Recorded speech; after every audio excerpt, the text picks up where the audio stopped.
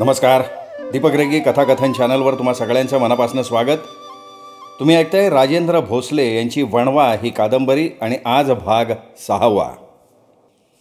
सकाळी वसंता नेहमीपेक्षा उशिरा उठला.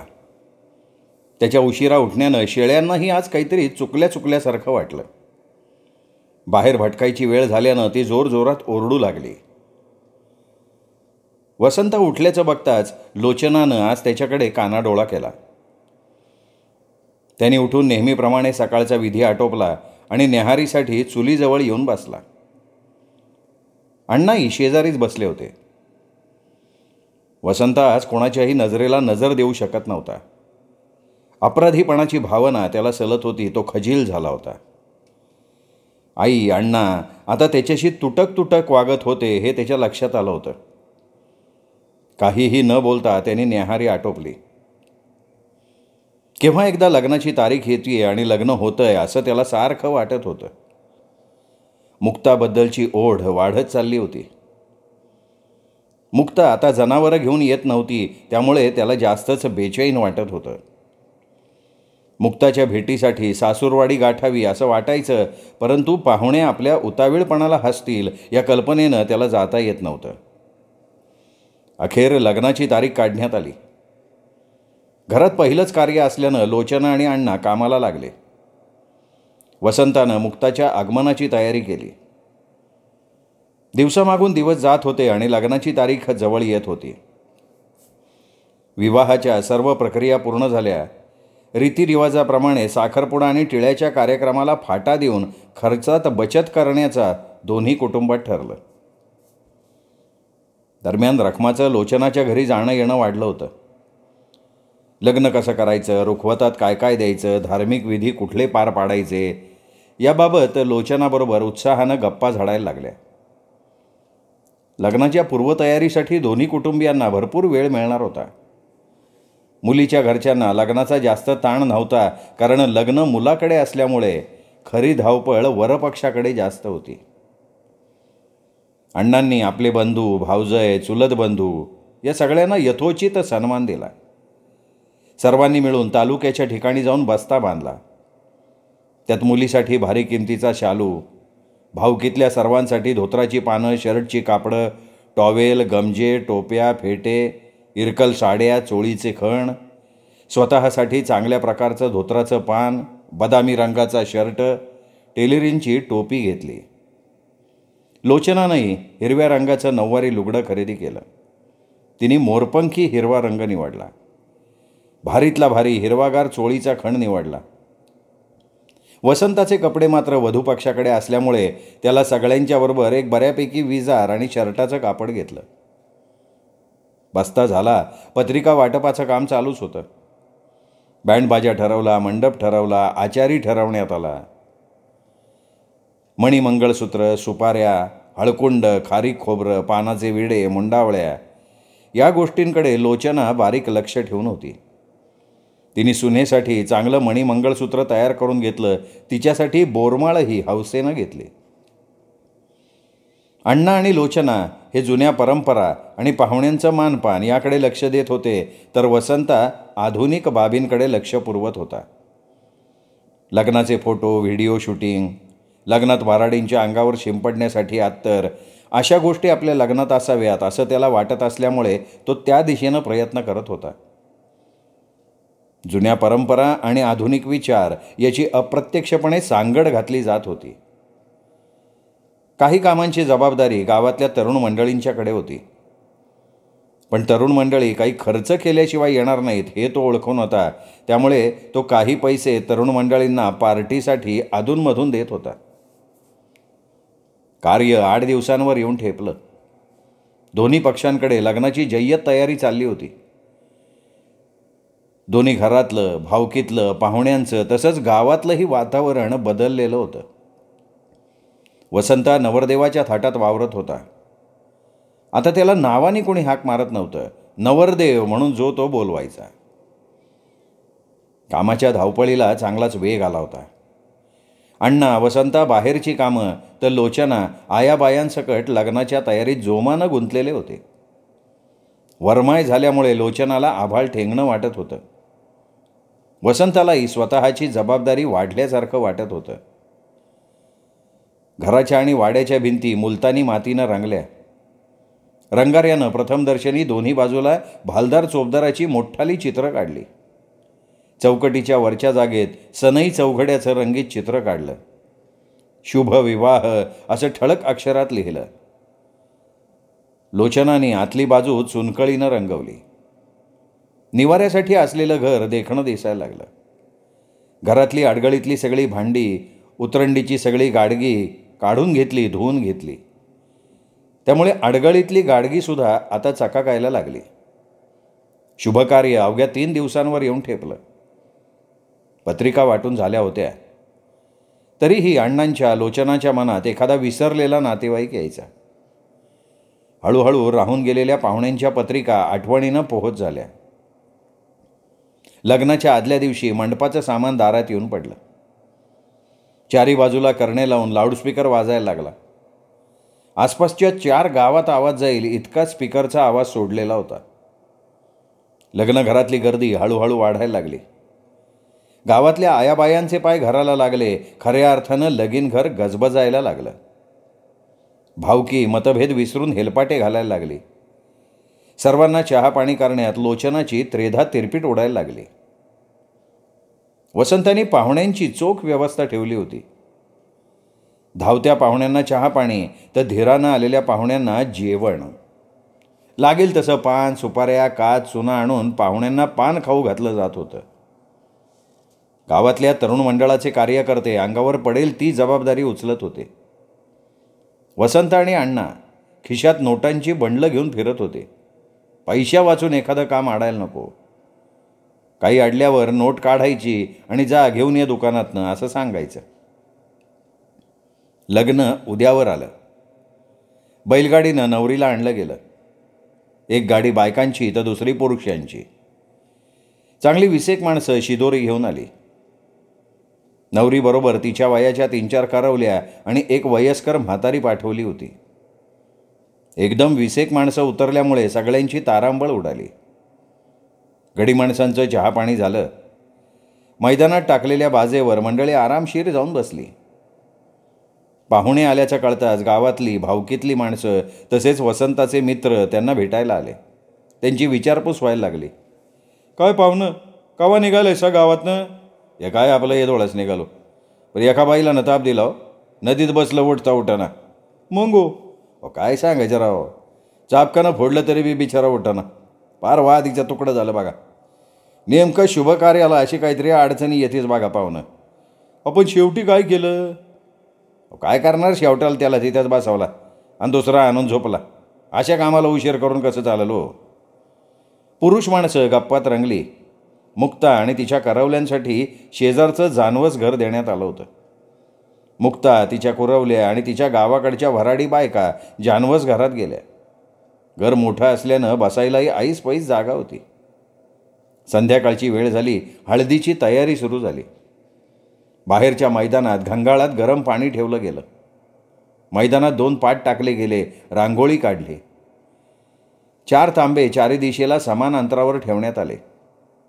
त्यांच्या भोवती बारीक दोऱ्यांनी 7 पदरी कुंपण घातलं. तोवर पाण्याला चांगलं आधणही आलं. नवरी आल्याचं कळताच गावातल्या सगळ्या बायका जमा झाल्या होत्या. जी ती बाई यायची नवरी पुढे बसायची. तिचं रूप निहाळायची आणि थोडं सरकून तिथेच बसायची. काही बायका पाहुणीसारखं कसं बसायचं असं मनाशी म्हणून समोर दिसेल ते काम लगबगीनं करत होत्या. बोला की नवरीला, पाटलाची सून म्हणाली तशी इतर बायकांनीही तिच्या हाला हा दिले. पाटलांच्या सुनेचा आदेश मिळताच पडत्या फळाची आज्ञा घेऊन दोघी बायका पळतच आत गेल्या. तिघी चौघींनी मिळून मुक्ताला बाहेर आणलं. मुक्तानं पांढरं पारंपरिक शेलगड गुंडाळलेलं होतं. चेहऱ्याच्या पुढे चांगला हातभर पदर घेतला होता. एकीने तिचा शेलगट हळूच पाठीमागे ओढलं. मुक्ताचा चेहरा सगळ्यांच्या नजरेला पडला तशी बाजेवर बसलेली पुरुष मंडळी आपापसात कुजबुजायला लागली. वसंताचं नशीब दांडगं वा. अरे बघ ना कशी पोरगी 1 नंबर मिळाली पाठ्याला. नवरदेव काळा किसन आणि पोरगी पुनवच्या चंद्रवाणी. अरे असंच असते. देखण्या माणसाला चांगली बायको मिळत नसती आणि देखण्या बाईला देखणा नवरा मिळत नसतो. अरे देवाच्या दारी गाठी बांधलेल्या असतात बाबा, आपल्या हातात काय सुधीक नाही. अरे हळू बोला की, कोणतरी ऐकतं की. लग्नाला आलाय का, बायकाने हळायला आल्या रे तुम्ही? एका वयस्कर माणसानं त्यांना दाबलं तशी कुजबूज थांबली. मुक्तानं इकडे तिकडे न बघता आपली नजर खाली ठेवली. ती लाजून चूर झाली होती. दोन्ही करवल्यांनी तिचे हात धरले होते. ती दोऱ्याच्या कुंपणाजवळ येऊन थांबली. मुक्तानं प्रथम उजवा पाय सुताच्या आत टाकला, दुसरं पाऊल खाली आणि तिसरं पाऊल पाटावर ठेवलं. नंतर दोन्ही पाय पाटावर अलगद ठेवून गुडघ्यात खाली मान घालून बसली. तशी करवल्यांपैकी एक जण म्हणाली, आता बोलवा की भाऊजींना, आमची पोरगी पार अवघाडून गेली, किती वाट बघायची बाय. वै की वसंताला बोलवा कोणीतरी गडी माणसानं. वसंता, ए वसंता, असं म्हणून एकेरी हाका मारल्या. तसं तो तिथे हजर नाही आहे हे पुरुष मंडळींच्या लक्षात आलं. दोघं तिघं बाजेवरनं उठले आणि म्हणाले, अरे नवरदेव बघा की कुठं गेला. यार आत्ता तर हे तो होता की नाही, बघा पलीकडं कुठं थांबलाय बेमलाय का. असं म्हणून बरीच शोधाशोध झाली. बघा काय रोसला बिसलाय काय. इतका वेळ वसंताच नाही. मुक्ता पाटावर अवघडून बसली होती. तिच्याकडेनं बायकांचा गाराडा. मंडपाचं काम पूर्ण झालेलं, लाईटिंगचं काम चालू होतं. आणि हा अचानक वसंता गेला कुठे अशी काळजी लागून अण्णांनी डोक्यावरची टोपी काढली, घाम पुसला. त्यांच्या मनात नको नको ते विचार डोकवायला लागले. वसंता कधीकधी रामदास स्वामींची गाथा गात होता. रामदास स्वामींच्या विचाराचा प्रभाव तर त्याच्यावर पडला नसेल. अण्णांना क्षणभर वाटलं, पण ते जाणवू न देता ते नेहमीच्या शैलीत जोरात खेकसले. अरे लक्ष, इथं काय थोबाड बघत उभा राहिला रे. बघा की तुमचा मैत्र कुठं गेला. काय त्याच्या आईला इथं तडपडते. अवा अण्णा असेल इथंच कुठंतरी. हे काय माझ्या हातात काटर देऊन गेला ना त्यो. अरे पण लेकाव घ्यायलाय कुठं त्यो. त्या पोरीनं किती वेळ बसायचा पाठा होतात कळत. हे काय फिरायला जायची वेळ आहे का. बोललं की आमचं तोंड दिसते. बघा ओ बाय, आत्तापासून सुनाची काळजी करायला लागलं सासरे बुवा. एका बाईनं टोमणा मारला. तिने असं म्हणतात सगळ्या बायका फिदी फिदी हसायला लागल्या. त्या आपल्याला हसतायत हे लक्षात आल्यावर अण्णा जास्त चिडले. यमे, तुला चेष्टा करायला हीच वेळ सापडली का ग भावाने. ग बसायचा. आणि काय ग, माझ्या सुनेची काळजी मी नाही करायची तर कोण करणार हा. अण्णा मनावरचा ताण कमी करत हसत हसत म्हणाले. तेवढ्यात वसंता गर्दीतनं वाट काढत आला. अंगावर गुलाबी शाल आणि डोक्यावर गांधी टोपी असल्यानं नवरदेव चार चौघात उठून दिसत होता. हातात विणलेली पानाची पिशवी होती. कुठं गेल तर वसंता इतका वेळ. इथं माणसं तारंगी लावली होती ना तू. अण्णा थोडं खालच्या पट्टीत येऊन म्हणाले, अहो अण्णा लाईटिंग चालली. गावात कोणाकडे टेस्टर मिळतोय का ते बघायला गेल तो. अख्खं गाव पालथं घातलं तेव्हा कुठं एका घरात टेस्टर मिळाला आणि त्यो बी बंद. वसंता हसत हसत म्हणाला. मग आता अण्णा काळजीच्या सुरात म्हणाले, नाही या काला पाठवलाय तालुक्याला गाडीवर अर्जंट, त्यालाच वाटेल लावून आलो. वसंता आपल्याला उशीर झाल्याची सफाई देत होता. कसला बाबा तुझा टेस्टर आणि बिस्टर. इकडं आमच्या डोक्याचा फ्यूज जायची वेळ आली. अण्णा सुस्कारा सोडत म्हणाले, या नवरदेव या. काढा कापडं, पाणी थंड व्हायला लागले. लग्नाच्या आधीच असं तर पुढं कसं हो. पाटलाची सून वसंताला म्हणाली. वसंतानं आपल्या हातातली पानाची पिशवी लक्षाकडे दिली आणि तांब्यावरचं सुताचं कुंपण ओलांडून आत उडी मारली. हात पोटावर बांधून उभा राहिला. पुढची काही हालचाल दिसेना म्हणून बाजेवरचा एक पाहुणा अस्वस्थ झाला आणि तिथूनच ओरडला, कापडं काढा नवरदेव, कापडं काढा. वसंतानं लाजत लाजत शर्ट काढला. टोपी शर्ट लक्षाकडे दिलं, पुन्हा तसाच उभा राहिला. अहो बनेल काढा की. नवरदेव आपलं ऐकतोय हे लक्षात आल्यावर त्याला चांगला चेव आला. वसंतानं लाजत लाजत बनियनसुद्धा काढला, पुन्हा उभा राहिला. आता इजार कशाला ठेवली राव. बाजेवरचा पाहुणा बाजेवरनं खाली उतरला आणि पुढे येऊन सूचना द्यायला लागला. शेजारच्या पाटावर मुक्ता खाली मान घालून बसली होती. करवल्या आणि बायकांच्यामुळे वसंताला विजार काढायची लाज वाटायला लागली. आता इजार राहू द्या की पाहुणं. असं म्हणून तो विजार काढायला टाळाटाळ करायला लागला. अरे तसं नसतंय बाबा, विजार काढावी लागती बाबा. पाहुण्यानं पारंपरिक नियम सांगितला त्याकडे वसंतानं दुर्लक्ष केलं. आत अंडरपॅन्टी आहे ना? गर्दीतनं कोणीतरी उद्गारलं आणि हे ऐकताच सगळीकडे हसू फुटलं. बायकाही तोंडाला पदर लावून हसायला लागल्या. वसंताला वरमल्यासारखं झालं. विषय ऐरणीवर आल्यामुळे वसंतानं लाजत लाजत विजार काढली. अंग चोरून तो तसाच उभा राहिला. भाऊजी खाली बसा की, असं बायकांनी म्हणताच तो खाली बसला. घाला ग बायानो आंघोळी, लय वकूत होत आलाय, पाटलाच्या सुनेनं आदेश सोडला. वाजंतीवाले बाजूला बसले होते. अरे फुका की, असं एकानं ओरडताच त्यांनी आपल्या परीनं सूर आळवायला सुरुवात केली. वाजंत्री तर काय, एक चांगली 6 फूट लांब बाजा, 1 ताशा, 2 पेपाण्या. पण त्यांनी वातावरण मंगलमय केलं. लग्न घर शोभायला लागलं. इकडे स्पीकर चालू होताच. वसंताच्या चुलत बहिणींनी वसंताच्या डोक्यावर आणि खांद्यावर एक एक तांब्या रिता केला. दोन्हीकडून कडक पाण्याचे तांबे अंगावर पडल्यानं वसंता टाणकन उडाला. त्याच्या अंगावरनं वाफा निघत होत्या. अगं पाणी तरी बघा की जरा, उकळतं पाणी टाकताय वे माझ्या अंगावर, काय मारताय काय? वसंता थोडा चिडला. अति गरम पाण्यानं त्याची काळसर त्वचा लालसर झाली. वसंता नाराज झालेला लक्षात येताच त्या दोघींनी दुसऱ्या दोघींना थंड पाणी आणायला सांगितलं. रांजणातनं थंड पाण्याची बादली आणली गेली. कडक पाण्यात थंड पाणी घातलं. एकीनं पाण्यात हात घालून पाणी जास्त गरम नाही याची खात्री केली. नवरीकडच्या करवल्यांनीही गरम पाण्यात थोडंसं इसान घातलं आणि हात घालून पाणी जास्त गरम नाही याची खात्री करून घेतली. दोघींनीही तिच्याही अंगावर पाण्याचे तांबे ओतले. निम्मी अर्धी आंघोळ झाल्यावर एकीनं कुरापत काढली. ती वसंताची लांबनं मेहुणी लागत होती. अव भाऊजी चूळ भरा की, नवरा नवरीला हळदीची चूळ भरा. 1-2 वेळा अंगावर चूळ भरायला लागती. हां, म्हणजे दोघांमधलं प्रेम वृद्धिंगत व्हायला मदत होती, अशी समजूत आहे. पण चुळा भरायला वधू आणि वर दोघेही तयार होईनासे झाले. उगाचाच वेळ चालला झाला. अहो चूळ भरावी लागती, पुन्हा पुन्हा कुठं टाईम येतो असला, एकीनं रहस्यही सांगितलं. वसंतानं तोंडात पाणी घेतलं आणि चुळणी तोंडात धरून मुक्ताकडे बघायला लागला. मुक्तानं लाजून मान खाली घातली होती. अहो भरा की, लाजताय काय भाऊजी? मेहुणीनं रेटाच लावला. वसंतानं पान खाल्लेलं असल्यामुळे 2-3 चुळा खाली जमिनीवर भरल्या आणि शेवटची चूळ लाजत लाजत तोंडाचा गोल चंबू भरून मुक्ताच्या दिशेनं फेकली. ती मुक्ताच्या खांद्यावर पडली. अहो भाऊजी तसं नसतंय, निम नेट धरा, अंगाव मारा, निम्म खाली निम्म जमिनीव, असं कुठं असतंय वय? मेहुणी चांगलीच इरेला पेटली होती.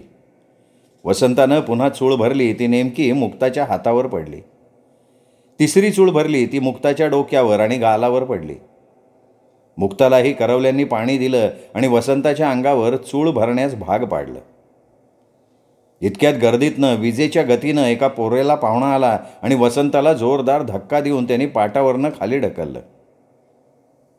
धक्का थोडा मोठा लागल्यामुळे वसंता पाटावरनं खाली आडवा झाला. पाटावरून जमिनीवर पालथाच पडला. सगळा चिखल त्याच्या अंगाला डोक्याला लागला.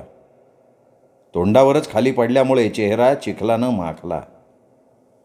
रंगाचा बेरंग झाला. पाहणाऱ्याला हसावं का रडावं सुचेना. सर्वत्र शांतता. लक्षाला मात्र हा प्रकार सहन झाला नाही. कोण रे तो शाना, अशी चेष्टा करतातोय? पार राड अंगात तोंडाला लागस्तवर, असं म्हणून लक्षानं हातातली कट्यार आणि कपडे दुसऱ्याकडे देत बघतो त्याच्या आईला कोण आहे असं म्हणून बाह्या सावरल्या आणि गर्दीतून वाट काढत ढकलणाऱ्याला शोधायला लागल्या. अर्धाव देखील मारता, त्याचा मेवनाच येतो. मेवणीनं मेवण्याची चेष्टा केली तर बिघडलं कुठं? एक जण म्हणाला, नाही तसं नाही पाहुणं, रीती परमानं करावं की. उगा आपला आज्यात धक्का दिला तर काय वाटलं नसतो, पण अशी फजिती करायची रानटी रीत कुठली? बघा की आमच्या दोस्ताचं अंग अस्वालावानी आणि तोंड वानरावानी केलंय, मग त्याला बी मी लोळवतो की चिखलात, कुठं पळाले ते माकड? असं म्हणून लक्ष्या लांब उभ्या असलेल्या पाहुण्याच्या अंगावर धावून चालला. प्रकरण चिघळतंय हे लक्षात येताच एकानं त्याचा हात धरला आणि शांत केलं. जाऊ द्या लक्ष्या, शब्दानं शब्द वाढत जातोय, लगीन म्हणल्यावर असं व्हायचं. इतर पाहुण्यांनीही त्याची समजूत काढली. लक्ष शांत झाला, पण त्याचं अंग रागानं थरथरत होतं. दात ओठ खात तो आपला राग जिरवत होता. लक्षाबरोबर हरीलाही या गोष्टीचा राग आला होता. पुन्हा कोणी वसंताची चेष्टा करायला नको म्हणून ते दोघेही पुढे झाले. तरुण मंडळातली आणखीन 2 पोरं पुढं आली. कबड्डीच्या डावात एकमेकांचे हात धरून कडं करतात त्याप्रमाणे त्यांनी एक छोटंसं संरक्षण कडच तयार केलं वसंताच्या भोवती. घालावताय आंघोळ, कोण काय करतंय तेच बघतो आता, असं म्हणून त्यांनी वसंताला भरभक्कम संरक्षण दिलं.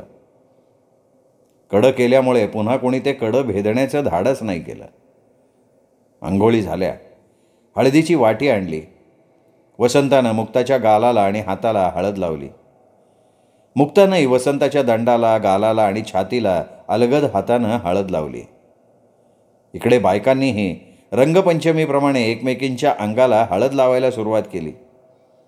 बायका एकमेकींना हळद लावत होत्या तर पुरुष मंडळीसुद्धा त्यात मागे राहिली नाहीत. कोपरा धरून आचार्यांनी आपला पसारा मांडला होता. वांगी, बटाटे, कोथिंबीर कापाकापी चालली होती. काही बायका कांडाकुटा करत होत्या. लोचना त्यांना हवं नको ते बघत होती. रात्री 12पर्यंत जेवणाचे हे राडे चालले. त्यानंतर वसंताला आणि मुक्ताला मेहंदी काढायला बसवलं गेलं. काही पाहुणे जेवण करून देवळात झोपायला गेले. काही मंडळींनी माणसांची जास्त वर्दळ नसलेली एकांत जागा झोपण्यासाठी निवडली. बाजेवर बसलेली मंडळी तिथेच आडवी झाली.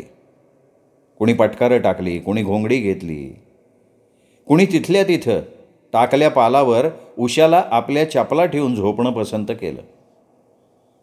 रात्री 3 वाजता नवरा नवरीची मेहंदी लावून झाली. मेहंदी लावणारे आणि लावून घेणारे दमले होते. बसून बसून पेंग घेत होते. मंडपात कुणी जमेल तसं आडवं तिडवं झोपलेलं होतं. मंडपात पाय ठेवायलाही जागा नव्हती. एखाद्याला जायचंय म्हटल्यावर उड्या मारत जावं लागत होतं. जागा मिळेल तिथे जो तो झोपल्यामुळे एखाद्या रणांगणासारखा मंडप भासत होता. लाईटिंगवाल्याचं काम मात्र अजूनही चालू होतं. त्यांनी संपूर्ण मंडप रंगीबेरंगी गोळ्यांनी सजवलेला होता.